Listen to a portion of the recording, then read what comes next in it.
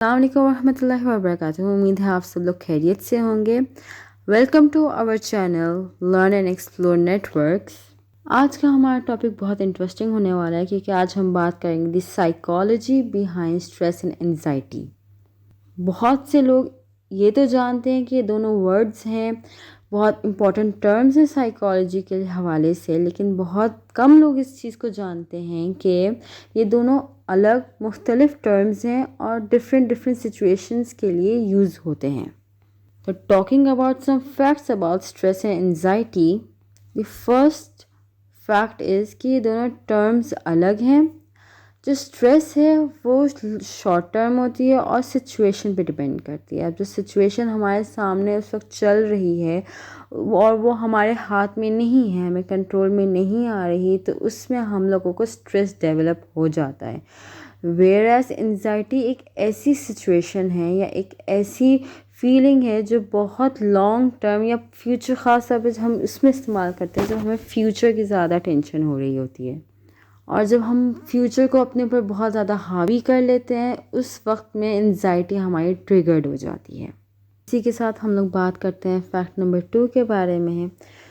جس طرح سے اسٹریس اور انزائٹی ہم لوگوں کے لیے ایک مشکل اور تھوڑا سا تکلیف دہ ہو سکتا ہے، وہی اس دوسری طرف اگر ہم دیکھیں تو یہ دونوں ٹرمز یا دونوں سچویشن یا فیلنگ ہماری باڈی کے لیے اور ہماری لائف کے لیے ایک بہت امپورٹنٹ رول ادا کرتی ہیں. اور اس چیز کو میں آپ کو ایکسپلین کروں گی ایک ایگزامپل کے ساتھ. جیسے ہم لوگ کو کسی ایگزام میں بیٹھ رہے ہیں، کوئی بہت بڑا ایگزام ہماری لائف میں آنے والا ہے، تو اس کو یاد کرنے کے لیے ہم لوگوں کو لائف میں اسٹریس ہونا بہت ضروری ہے تاکہ ہم بہت اچھا اس میں پرفارم کر سکیں. اسی طرح اگر ہم کسی جاب انٹرویو کے لیے جا رہے ہیں اور ہمیں انزائٹی ہے، تو ہم لوگ اس انزائٹی کے تھرو جب پروسیس میں گزریں گے تو ہم وہ جاب انٹرویو بہت آرام سے دے سکیں گے. تو جہاں یہ دونوں ٹرمز ہم لوگوں کی زندگی میں تھوڑا سا مشکل لے کر آتی ہیں، وہاں ان کا ہماری زندگیوں میں ہونا، انسانی زندگیوں میں ہونا بہت ضروری بھی ہے. جیسے کہ ہم نے بات کی کہ اسٹریس اور انزائٹی انسانی زندگی کا ایک بہت اہم رول ادا کرتی ہیں، اسی طرح لانگ ٹرم انزائٹی اور اسٹریس انسان کو بہت ساری بیماریوں میں مبتلا کر سکتی ہیں، جس کے اندر سب سے پہلے weakness of our immune system ہو سکتا ہے.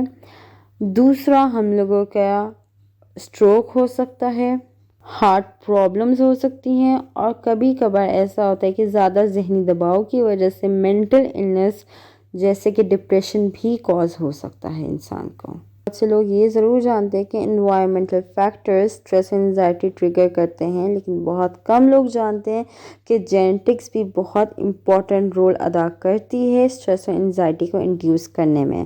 اور اسی کے ساتھ یہ ہمارا فیکٹ نمبر 4 ہے. جیسے ہمارا انوائرمنٹ ہوتا ہے، جس سوسائٹی میں ہم رہ رہے ہوتے ہیں، اور خاص طور پہ جس طرح سے آج کل دنیا چل رہی ہے، جس فاسٹ پیس میں دنیا چل رہی ہے، اس میں لوگوں کو اسٹریس اور انزائٹی آرام سے ہو سکتا ہے. لیکن اگر ہمارے باب و اجداد پیچھے سے ان کو اسٹریس اور انزائٹی کے جیسے ایشوز تھے، کچھ ڈس آرڈرز تھے، وہ بھی ہمارے اسٹریس اور انزائٹی کو انڈیوس کر سکتے ہیں. جیسے ہم لوگوں نے بات کی اسٹریس اور انزائٹی کے فیکٹس کی، اسی طرح ہم لوگ بات کریں گے کہ کس طرح سے ہم لوگ اس کو کیور بھی کر سکتے ہیں. جیسے اسٹریس اور انزائٹی بہت پرانے عرصے سے آ رہی ہے، اسی طرح اس کے قرآنی آیات اور دعاؤں کے ذریعے ہم اس میں بہتری لے کر آ سکتے ہیں. اس کے ساتھ ساتھ ہم میڈیکیشن بھی کر سکتے ہیں اور اس کو ریڈیوس کر سکتے ہیں ایکسرسائزز کے تھرو. ہم اپنے پیاروں سے بات کر کے ان کی پریشانیوں کو کم کر سکتے ہیں تاکہ لوگ مینٹلی، فزیکلی اور اوور آل ہیلدی رہیں. اور بہت ساری ایسی بیماریاں جیسے ڈپریشن اور بہت ڈیپ ہیلتھ پرابلم سے بچے رہیں. امید ہے آپ سب کو یہ والی ویڈیو اچھی لگی ہوگی. اگر آپ سب کو پسند آئی تو لائک، شیئر، سبسکرائب اور ساتھ بیل آئیکن ضرور دبائیے گا. اسی طرح اپنے پیاروں کا خیال رکھیے اور اپنا خیال رکھیے. ہمیں دعاؤں میں یاد رکھیے گا. اللہ حافظ.